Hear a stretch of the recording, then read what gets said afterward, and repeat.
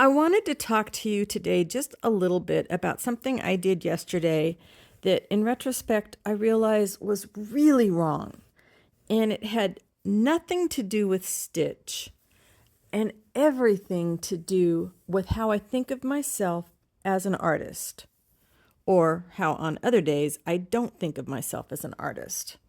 So as you can see, this isn't much of anything. It's a new project and I'm just getting going on it and trying something new. I have a final idea kind of in my head. I did a little bit of building block sort of thing with my materials, so I sort of know where I want to go. And then I reached this point where I wasn't sure how to do something. And that's what most of my art is. It's about figuring out how to do something that I don't know how to do.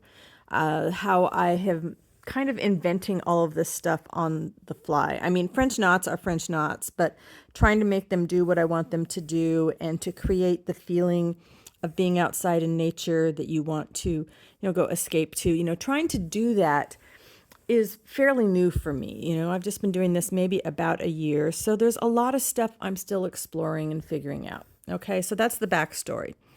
So lucky me, I have a few supportive friends that I can always bounce ideas off of. Sometimes I will call one and ask her to look at a picture and tell me if the colors are right. And another one just recently pulled me back and said, is this something you really want to do, or is it just a distraction because you're afraid to do something? And I thought, oh, that was a really wise friend to call me on being afraid. And right after that, another friend reminded me that fear is nothing but a great big liar. And I thought, well, yeah, that was kind of important too. But yesterday, I was talking to another friend where I'll often say, okay, I'm thinking about doing it like this or like this. Does one of these make more sense to you than the other? And we went back and forth a few times. And we'd already, earlier in the week, on a different project, gone back and forth for like an hour on how I should do something. So yesterday, or this morning actually, I was kind of going back and forth and saying, okay, should I do this? Should I do that?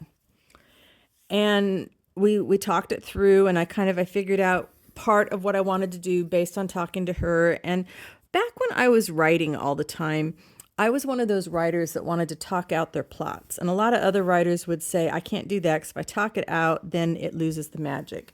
But for me, it sort of helped bringing everything into focus. It was like clicking the autofocus button on my brain, and I could just feel everything kind of coming together. And so that's the same thing with art, is sometimes I reach a point where I'm not sure if one way is better than the other, and they're probably both totally fine.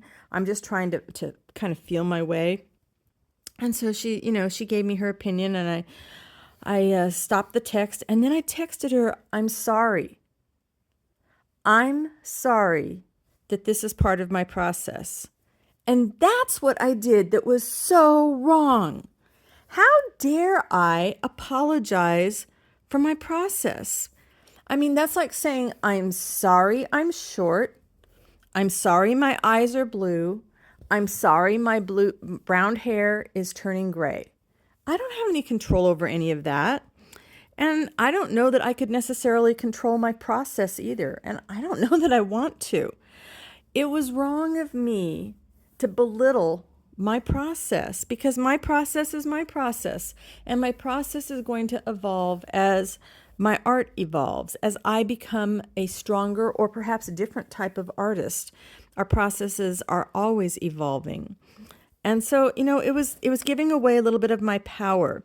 Because if you apologize for something that isn't your fault, then I don't know, I just feel like it's taking the energy, it's taking the joy juice out of your project.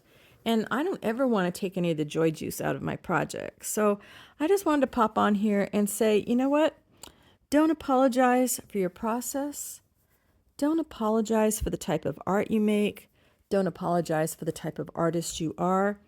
Don't apologize for being absolutely, completely, and wonderfully you, because there's only one of you, and nobody else can create what you're going to go out there and create just because it makes you happy.